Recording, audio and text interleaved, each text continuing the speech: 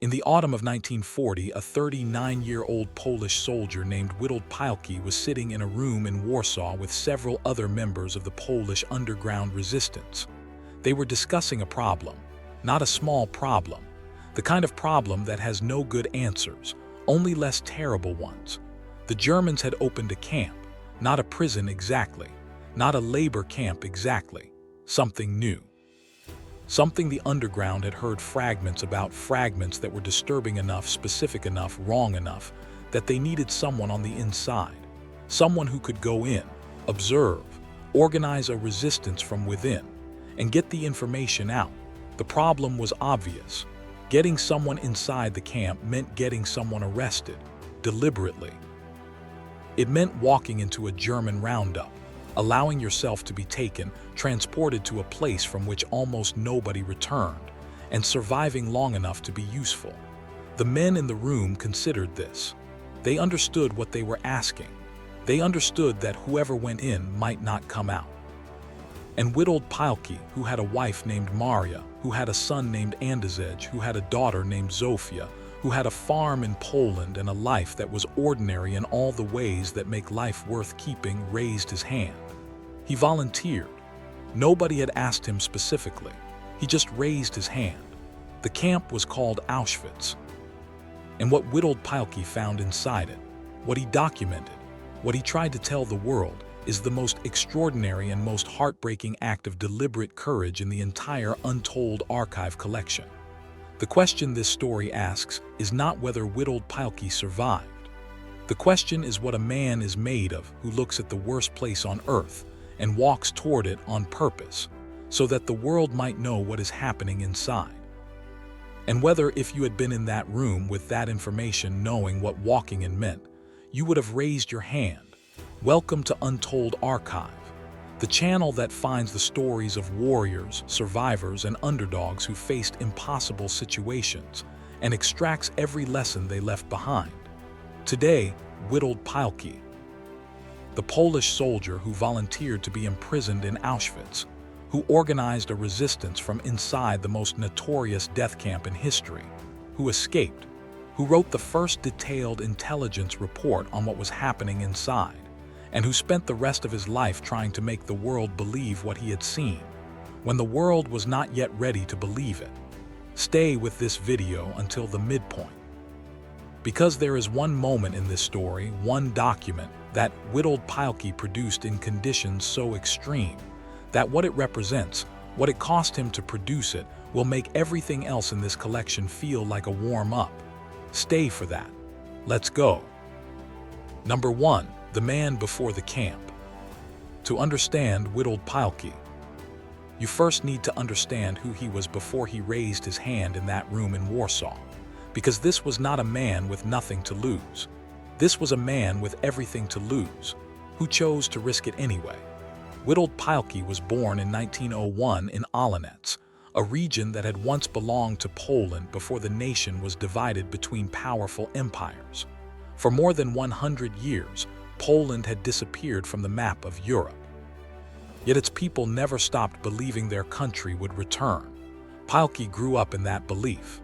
As a young man, he fought in the Polish-Soviet War between 1919 and 1921. He was only 19 years old, but he fought with distinction and helped secure Poland's newly regained independence. When the war ended, he did what every soldier dreams of doing. He went home. He became a farmer. He married Maria. Together they built a family, raising a son named Andrzej and a daughter named Zofia. For a brief moment, it seemed as though his years of fighting were finally behind him. Then came September 1939. Germany invaded Poland from the west. Just over 2 weeks later, the Soviet Union invaded from the east. Once again, Poland was divided. Once again, freedom disappeared. Pilecki refused to accept occupation. He helped establish one of the earliest underground resistance organizations in Nazi-occupied Poland, secretly recruiting members, gathering intelligence, and preparing his country for the long struggle ahead. Then came reports of a new prison camp. Nobody knew exactly what was happening inside. The resistance needed answers. Someone would have to go. Pilecki raised his hand.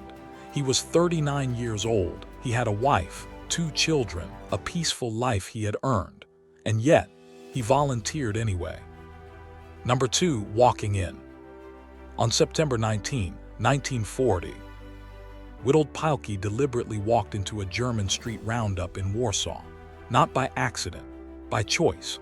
Using forged documents under the name Thomas Serafinski, he allowed German soldiers to arrest him alongside hundreds of innocent civilians. He stood in line, he boarded the transport, and several days later he arrived at a place called Auschwitz. The Germans called it Auschwitz. The moment he entered the camp, his identity disappeared. He was no longer Witold Pilecki. He was no longer Thomas Serafinski. He became prisoner number 4859. At the time, Auschwitz was still a relatively new concentration camp. It had opened only months earlier for Polish political prisoners. But even then, starvation, forced labor, disease, and constant brutality made survival almost impossible. Number 2 continued. Inside Auschwitz, Pilecki immediately began carrying out the mission that had brought him there. Quietly, patiently, carefully, he built an underground resistance network inside the camp itself, prisoner by prisoner, cell by cell. The organization became known as the Union of Military Organizations, or ZOW. Members secretly shared food with starving prisoners, passed messages, gathered intelligence, maintained hope, and prepared for the possibility that one day the camp might be liberated. Every meeting could end in execution. Every whispered conversation could be overheard. Every act of resistance carried the risk of death. Yet the network continued growing. Pilecki also documented everything he witnessed. The camp layout, guard routines, conditions, executions, new arrivals, every detail mattered. Number 3, what he saw.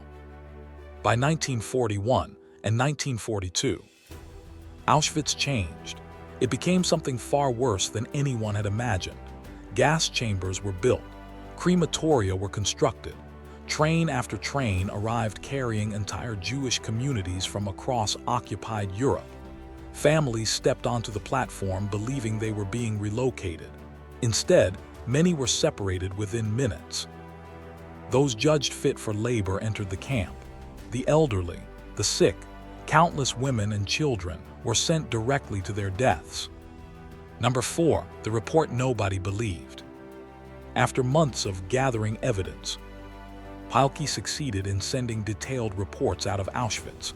The reports reached the Polish resistance, then London, then Allied officials. And here is the heartbreaking part of the story. Many simply could not believe what they were reading, not because the evidence was weak, not because Pilecki lacked credibility, but because the scale of systematic murder described in those reports seemed impossible. The human mind struggled to imagine an industrial system designed to kill millions of innocent people. Number 5, the escape. In April 1943, after more than 2.5 years inside Auschwitz, Pilecki and 2 fellow prisoners carried out a carefully planned escape. They overpowered a guard during a night shift, cut the telephone lines, and disappeared into the darkness. Against overwhelming odds, they reached freedom. Back with the Polish resistance, Pilecki wrote one of the most detailed first-hand accounts of Auschwitz ever produced during the war. He personally briefed resistance leaders. He urged the Allies to attack the camp, to save the prisoners, to stop the killing. The operation was never approved. But Pilecki refused to stop fighting. He joined the Warsaw Uprising in 1944, survived once again, and after the war continued working for a free Poland. In 1947, communist authorities arrested him. After a predetermined trial, he was sentenced to death. On May 25, 1948, Witold Pilecki was executed. He survived Auschwitz. He survived Nazi Germany, only to be killed by the communist regime that took control of his homeland. For decades, his name was erased from history. Only after the fall of communism was his story finally told. Witold Pilecki chose to walk into Auschwitz when he could have stayed with his family. He risked everything so the world would know the truth. His courage reminds us that history is often changed by ordinary people who make extraordinary choices. If you enjoyed this story, be sure to like, subscribe, and join us for more incredible true stories of history's forgotten heroes. Until next time, thank you for watching.